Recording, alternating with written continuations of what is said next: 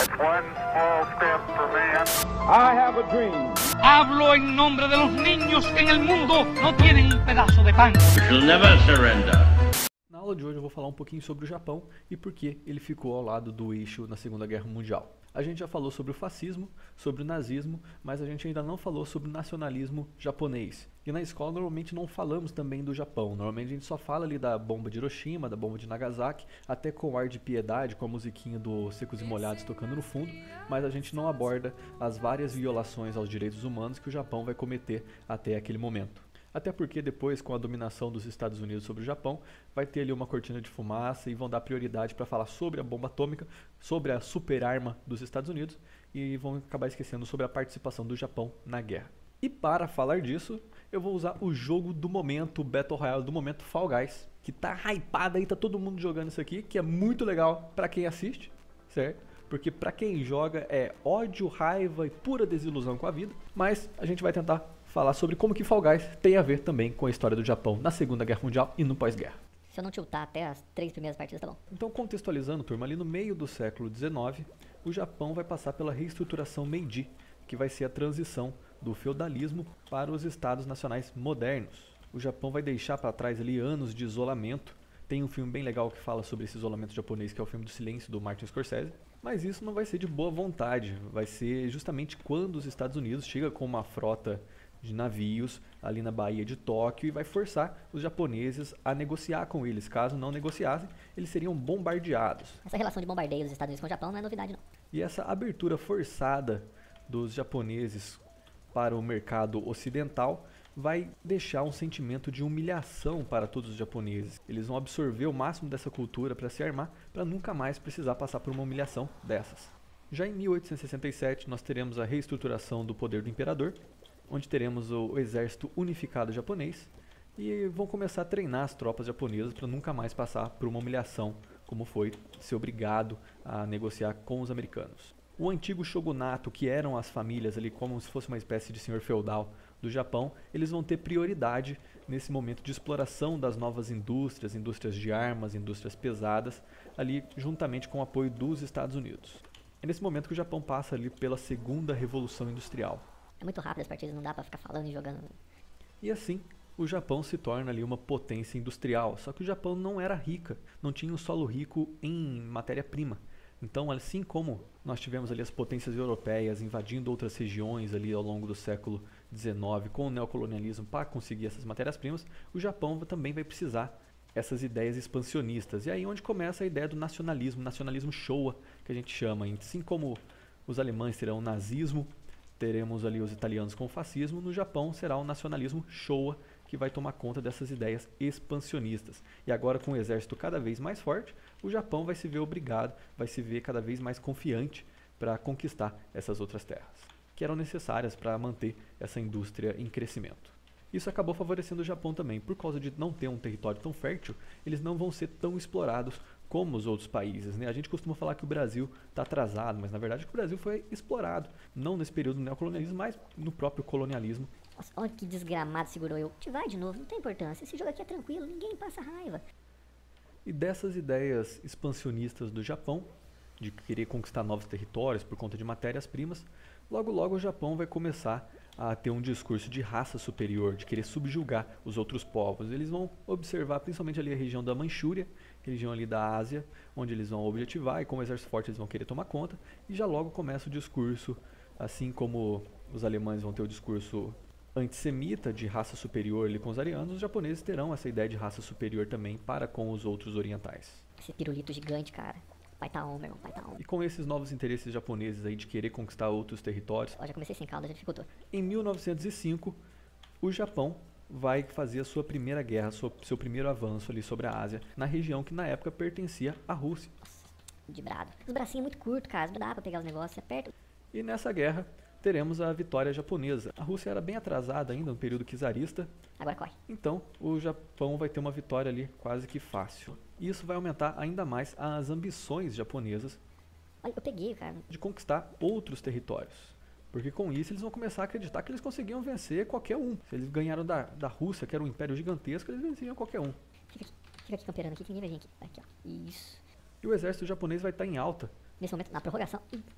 Vacilei, não vi que tá prorrogação. Nesse período de expansão japonesa, vai ter até um mangá falando sobre isso, sobre a valorização do exército, que é o Norakuro, que era um cachorrinho, que ele se alista no exército japonês. Eu tô cortando as partes aí, porque se eu for falar durante o jogo todo, eu só vou falar durante os loadings, que demora 5 anos pra carregar. E nessa ideia de expansão japonesa, nós teremos ali, durante o início do século XX, várias guerras de conquista, intensificando principalmente ali na década de 30, com a invasão da China pelos japoneses. Nessa ideia totalmente expansionista, porque eles precisavam de matérias-primas para conseguir expandir seus negócios. Então os japoneses partem para uma guerra contra a China com as ideias expansionistas de conseguir petróleo e outras matérias-primas. Eles já tinham conseguido ali a parte da Manchúria, que representou hoje a Coreia, que era território da Rússia, mas agora eles vão objetivar a parte da China inteira. Então eles acabam conquistando, eles vão conseguir invadir ali Pequim e Nanquim, que era a capital chinesa na época. E vai ser nesse momento que nós teremos aquele episódio do estupro de Nanquim, onde os japoneses vão obrigar as mulheres ali da região onde eles conquistavam, da China e de outras regiões do Pacífico, também a serem mulheres de conforto, que eram prostitutas, mas na verdade elas eram estupradas. Isso até é um episódio muito marcante para a história japonesa, que eles têm muita vergonha disso até hoje. Segura, pão, segura. Anda. Os caras não sabem como funciona uma gangorra, cara. Pelo amor. E essa vai ser uma grande violação dos direitos humanos, o que vai fazer com que as outras potências da época acabem cortando relações comerciais com o Japão. Então, quando eles já tinham ali certa dificuldade de conseguir matéria-prima... Peraí, pessoal, a gangorra funciona aqui, ó. Vamos aqui. Vai cair. Deixa eu ver se eu consigo. Então as outras potências, como punição ao Japão, vai acabar rompendo relações comerciais e o Japão vai ficar ainda pior para conseguir matérias-primas. Só que, achando que isso ia fazer o Japão parar, pelo contrário, eles vão ficar ainda mais imperialistas, essas ideias, essas vontades de conquistar outros territórios vai acabar aumentando no Japão. Eles vão querer conquistar ainda mais, porque agora se ninguém negocia com eles, eles vão tomar força, pelo menos esse vai ser o pensamento deles. O cachorro aqui, dá licença. Em 1937 nós teremos ali uma atuação da guerra sino-japonesa, que é da guerra da China contra o Japão, que é uma foto que ficou muito famosa, que é o Sábado Sangrento. Representa bem como que funcionava essa expansão japonesa sobre o Pacífico e sobre as ilhas asiáticas. Mas acontece que nessa guerra de conquista o Japão não vai conseguir conquistar tão fácil como conseguiram conquistar a Rússia. Então eles vão ficar ali anos e anos exaurindo seus materiais e agora já não conseguiam comprar de outras potências, então eles vão gastando ali o petróleo, toda essa matéria-prima que eles tinham, porque os chineses não se rendiam. Os chineses mantiveram a guerra ali por muitos anos e até durante a Segunda Guerra Mundial os chineses vão segurar a barra ali porque o Japão queria conquistar. Então o Japão vai se exaurindo e eles vão começar a olhar para outras ilhas do Pacífico, as outras ilhas asiáticas ali, na ideia de conquistar para conseguir suprimento para manter essa guerra. Cara, esse jogo é muito ruim, eles têm uns bracinhos muito curtos, eles são muito desengonçados para fazer qualquer coisa. Deixa eu esperar o povo ir. É muito absurdo como que um Battle Royale, como esse daqui, faz um sucesso desse. O pessoal acostumado com tiro, com a ideia de mapa fechando, os caras fazem um joguinho colorido, com os pirulitão descendo aqui. Opa! Battle Royale, inclusive, que tem uma relação com o Japão muito grande. Cara, que raiva que dá esse jogo, cara. A ideia de Battle Royale foi criada por um livro japonês. Certo? Ali na década de 90, teremos um livro japonês chamado Battle Royale, que vai ser mais ou menos esse estilo último, que sobreviver ao campeão, e depois vai acabar inspirando ali também os Jogos Vorazes e tudo mais. Mas não surgiu no Japão, né? A ideia de colocar várias pessoas em uma arena e o último que sobreviveu ao campeão, isso existe desde a Roma Antiga com os gladiadores. Mas é engraçado, porque essa ideia vai surgir de um mod. Ninguém gostava muito desse estilo de jogo até o Minecraft fazer o Hunger Games ali, em 2012, por aí, que vai surgir esse mod. Mas é muito aleatório como que um jogo de feijãozinho fez tanto sucesso. E a ideia é muito simples, né? A premissa é só você não morrer igual retardado assim. Então, por aqui, com azul. Corre pro outro lado. Gangorra, como que funciona? Isso, pro outro lado. Mas os caras não sabem como funciona uma gangorra. É por isso que você precisa ir pra escola, pra você entender um pouquinho de física, pra você conseguir. Agora os caras ficam ali, é só esperar aqui que vai abaixar. Vai subir ali, a gente vai pro outro lado. Olha, não tem como, a gente equilibra então, turma. Vamos aqui. Tá, também preciso voltar pra escola, acho. Passa, ó, é simples. O jogo, a premissa do jogo é simples, você só não precisa ser burro. Só se esses dois aqui não me ferrar, tá bom, mas fica brincando de pegar vocês aí. Enquanto eu pulo. E já desesperados então, querendo petróleo, querendo outras matérias-primas para manter a guerra na China, eles vão começar a olhar para outros territórios ali, em Indochina principalmente. Só que essa região já era dominada por outros colonizadores, já era propriedade ali tanto da França como dos Estados Unidos, da Inglaterra também. Só que eles não queriam comercializar com o Japão, eles não queriam vender suas coisas para o Japão. Então eles pensam assim, já que ninguém quer comercializar, a gente vai tomar. Então o Japão vai começar a invadir essas ilhas, vai invadir a Indochina ali em 41, só que tinha uma coisa que atrapalhava o Japão nisso aí. Lembrando que a guerra já havia sido declarada, a Alemanha nazista já havia tomado a França e tudo. Então, mas o Japão queria se expandir. Então, para garantir a expansão, Deus é mais. então em dezembro de 1941 o Japão vai atacar Pearl Harbor, que era uma ilhazinha ali no meio do Pacífico que pertencia aos Estados Unidos, porque ali era uma base naval. Se o Japão atacasse ali, já era metade do caminho, porque agora o caminho estava totalmente aberto para atacar as outras ilhas ali, que pertenciam tanto aos Estados Unidos como a Holanda, a França e tudo mais. Pergunto como que ninguém viu, como que ninguém conseguiu ver uma frota. Ah, não vai dar. Vamos passar na minha frente, vamos passar na minha frente, vamos passar na minha frente. Nossa, Como que ninguém viu frota japonesa chegando a milhares de distância? Já tinha radar. Como que ninguém viu? Mas acontece que aquilo lá era desculpa dos Estados Unidos, né? Os Estados Unidos já sabiam que ia entrar na guerra uma hora ou outra. Tanto que um ano antes já tinha publicado o Capitão América. Eles sabiam que uma hora eles iam entrar na guerra. Só que eles precisavam de uma desculpa. Eles não iam só chegar de chupetão e entrar. Então a desculpa foi justamente essa que o Japão vai dar. Vai atacando Pearl Harbor. Tanto que as maiores embarcações americanas, os navios mais importantes, nem vão estar em Pearl Harbor na hora. Eles vão ter saído para patrulha, olha só que conveniente. Bem na hora do ataque, os navios importantes não estavam lá. Nossa, larguei atrás. Ah, não tem como, já era, galera. Turma, GG. Ripamos aqui. Vou dizer essas bolas. Não trava, refrigerante, não trava. Ah, nem dá. Mas todo mundo errar o pulo. Ah, não, já era. Ripamos. Então, os Estados Unidos vai declarar guerra contra o Japão e nós temos aí já a Segunda Guerra Mundial acontecendo. Agora vamos dar um salto temporal e vamos já para o final da guerra, certo? Porque eu não vou falar nada da Segunda Guerra Mundial, deixo para falar um pouquinho depois no vídeo sobre a Segunda Guerra Mundial. O Hitler vai se matar ali em 30 de abril de 1945, mas a guerra vai continuar no Pacífico, porque a guerra na Europa acaba, não tinha mais conflito, tanto a Alemanha quanto a Itália já haviam sido tomadas, mas o Japão não vai se render nesse momento.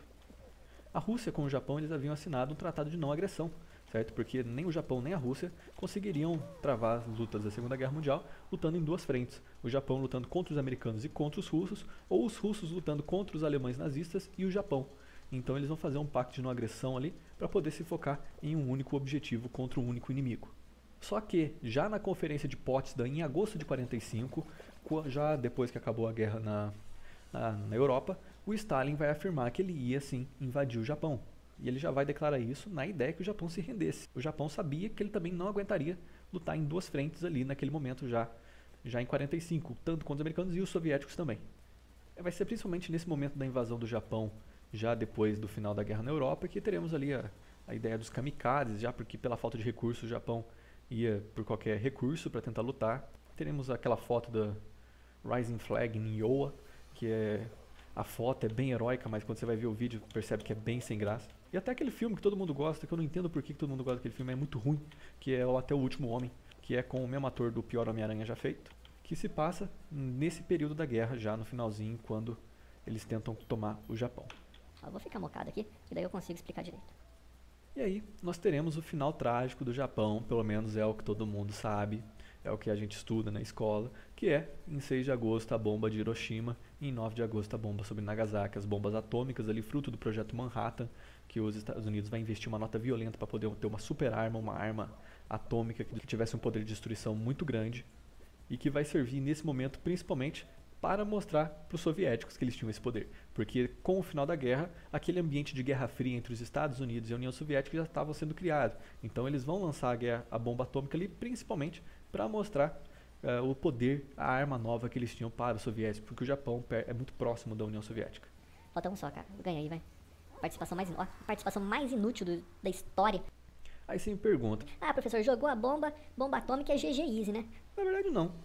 Isso não vai incomodar muito os japoneses, porque durante a guerra o Japão vai ser praticamente quase totalmente destruído por bombardeios. Então ele já enfrentava essa rotina de bombardeios dos Estados Unidos há um bom tempo já. Tanto que as bombas atômicas de Hiroshima e Nagasaki nem foram os piores bombardeios que eles sofreram. Não foram as bombas que mais destruíram Nós teremos ali em outros bombardeios com bombas incendiárias. Em 14 de agosto, inclusive depois da bomba atômica, a gente vai ter o maior bombardeio com bombas incendiárias que o Japão vai sofrer, que até vai inspirar aquele anime extremamente triste que é o Túmulo dos Vagalumes. Ah, não vai dar tempo, não vai dar tempo. Então essa rotina de bombardeio, de sofrer esses ataques aéreos já era normal no Japão. Tanto que quando eles se reuniram pela primeira vez para discutir a rendição, o imperador Hirohito e os generais do Japão, eles não vão ter a informação da bomba atômica. Eles vão começar a discutir a rendição a partir do momento em que o Stalin avisa que vai invadir a Manchúria, porque depois da invasão da Manchúria, o Japão seria o próximo alvo. Esse pacto de não agressão foi rasgado. Então é isso que vai deixar os japoneses, a liderança japonesa na guerra, com medo. Quando eles recebem a informação, eles ainda estavam reunidos, e para eles vai ser só mais um bombardeio, mais um de tantos que o Japão já sofreu. Nós teremos um ataque a Tóquio que vai ser bem pior do que as bombas atômicas, só que pra gente não é muito comum ouvir falar disso, porque era muito cômodo tanto para o Japão quanto para os Estados Unidos, depois nesse cenário de pós-guerra, falar que eles se renderam por causa dessa super arma. A rendição oficial vai vir no dia 2 de setembro. Já dá para perceber que é um bom tempo depois do ataque de Hiroshima, quase um mês depois, que eles ficaram resistindo. Caiu a conexão. Caiu a conexão? Caiu a conexão. Eu vou aproveitar pra pular aqui. Enquanto eu tô lagado. Lagado. Ó, ninguém vê que eu tô lagado. Eu tô lagado e andando. Eu tô lagado e andando. Dá pra eu ir pra qualquer lugar. Dá pra eu ir pra qualquer lugar. Nossa, valeu isso tudo.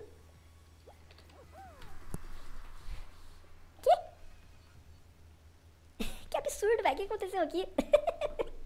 Jogo bugado.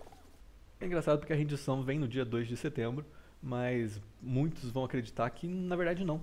O pessoal que estava lutando ali nas ilhas do Pacífico não vão acreditar nessa rendição, e tem alguns casos até que vão continuar lutando por alguns anos, há quase 30 anos depois, vão continuar lutando achando que era impossível o Japão se render, porque o Japão era o exército tão grande, tão fiel, por causa daquelas ideias do Confúcio, né, aquelas ideias do confucionismo, que é a filosofia japonesa. Eles achavam um absurdo o Japão se render. E vão continuar lutando por quase 30 anos depois sozinhos. Só que essa rendição japonesa vai ser totalmente negociada com os Estados Unidos. E essa, como a guerra foi declarada contra eles, eles vão acabar conversando. Ah, já era um gol dos caras. Os caras não conseguem. 4 zagueiros. Que isso, mano? Que isso, cara? Quando você cai no time bom, já é 4x0, ó. Todo dia um 7x1 diferente. Vou segurar você, você não vai jogar, tá? Ah, GG. Vamos explicar que eu ganho mais. Mas eles vão preferir se render para os Estados Unidos, porque os Estados Unidos vai prometer manter ali grande parte do funcionamento da política japonesa. Porque se os soviéticos tomam conta e acabam tendo que repartir o território, como aconteceu com a Alemanha... Nossa, 6x0, vamos... Faz um aí, pelo menos, de honra. Porque se os soviéticos chegassem ali, eles iam tomar conta do território todo e expropriar a elite japonesa. Agora os Estados Unidos iam manter o funcionamento. Os Estados Unidos vai fazer a nova Constituição. A Constituição japonesa atual foi escrita pelos Estados Unidos em 1947, só que ela vai acabar mantendo o imperador. O Hirohito continua no poder, só que agora não com poder total. Ele vai ser mais uma forma representativa, quase que como a rainha da Inglaterra, e a forma de poder japonesa vai passar a ser a monarquia parlamentar. Politicamente é errado a gente falar que o Japão se rendeu por causa da bomba atômica, porque nós podemos compreender por causa de vários documentos japoneses que estão sendo traduzidos recentemente, que na verdade o que vai motivar a rendição japonesa é a ameaça soviética de invasão.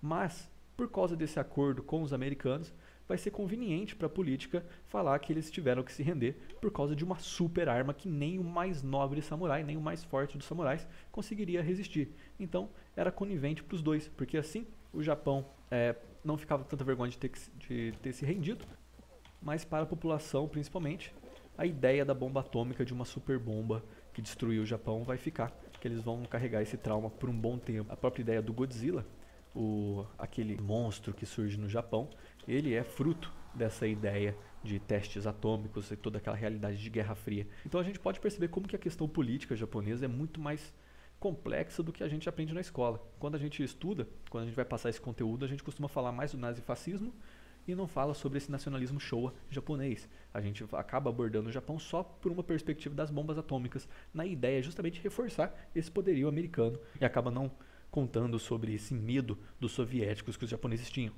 E agora onde eu queria chegar, sobre a relação de Fall Guys com o Japão principalmente no Japão pós Segunda Guerra Mundial. Vocês já ouviram muito falar sobre esse jogo, sobre a ideia que ele faz das Olimpíadas do Faustão, de todos aqueles jogos como Total Wipeout.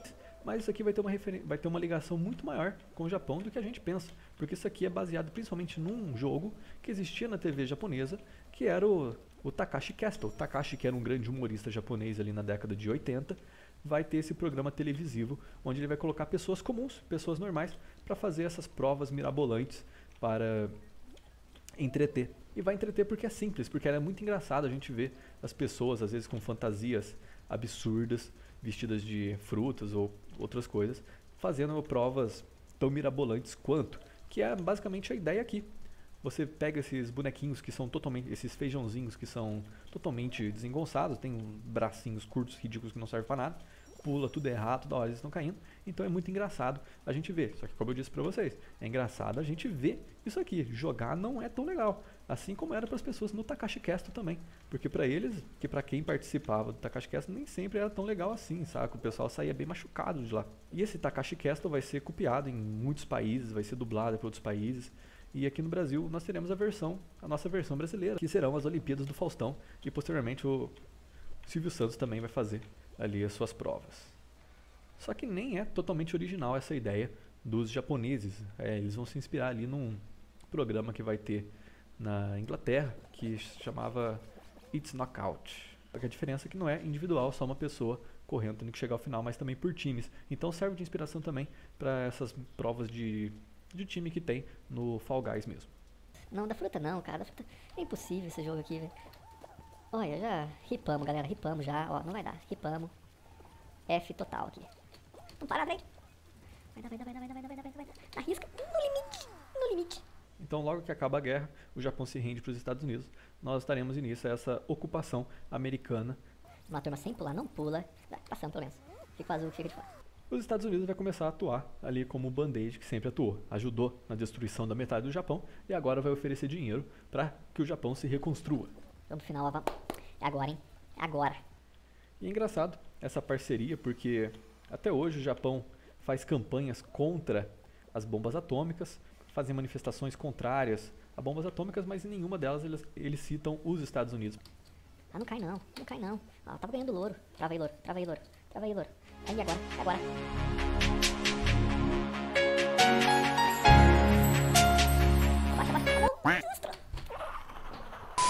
Depois da guerra também o Japão vai ficar permitido a ele ter um exército apenas para defesa, até porque quem vai tomar conta do exército japonês no pós-guerra vai ser os Estados Unidos. Ele que vai ficar responsável ali pela defesa até que o Japão conseguisse reestruturar. Mas basicamente era para ter uma base militar ali para ameaçar os soviéticos, porque o Japão não tinha nada para ser explorado.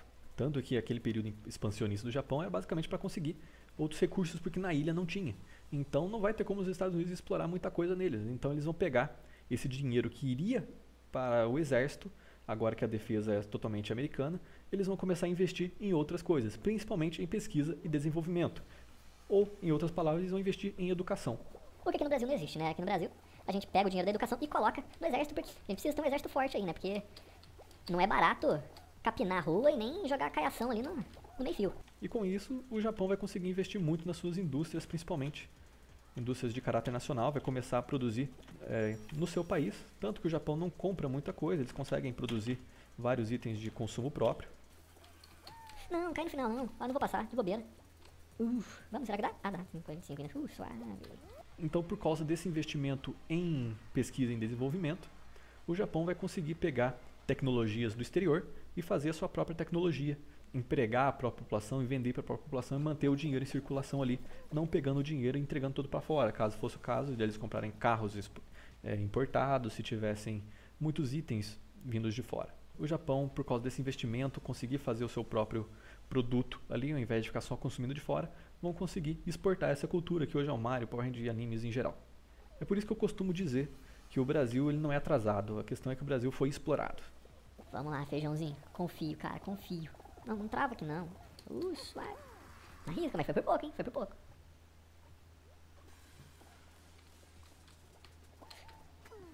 Tá bom, desisto. Não quero mais também. Ressaltando também algumas informações, no Japão não é comum se estudar história. As universidades de ciências humanas, inclusive, têm até fechado o Japão acaba escondendo grande parte ali de sua história. Eles preferem não contar, preferem deixar ali escondidos e evitam de falar sobre essas violações que eles vão fazer ao longo do século XX. Dizem que eles têm vergonha, que eles se arrependem, eles se sentem humilhados, só que não é escondendo isso, não é fingindo que isso não existiu, que isso vai deixar de existir. Porque o que eles fizeram foram atrocidades contra os povos asiáticos e hoje eles fingem que nada disso aconteceu. Por isso que quando a gente fala de Segunda Guerra, a gente pensa muito no nazismo e no fascismo e sobre todas as atrocidades disso, mas acaba esquecendo que o Japão também fez parte disso. O Japão estava lá, o Japão fez coisa tão ruim quanto. Mas a gente está aqui para isso porque, como já diria Peter Burke, a função do historiador é lembrar a sociedade daquilo que ela quer esquecer. Obrigado.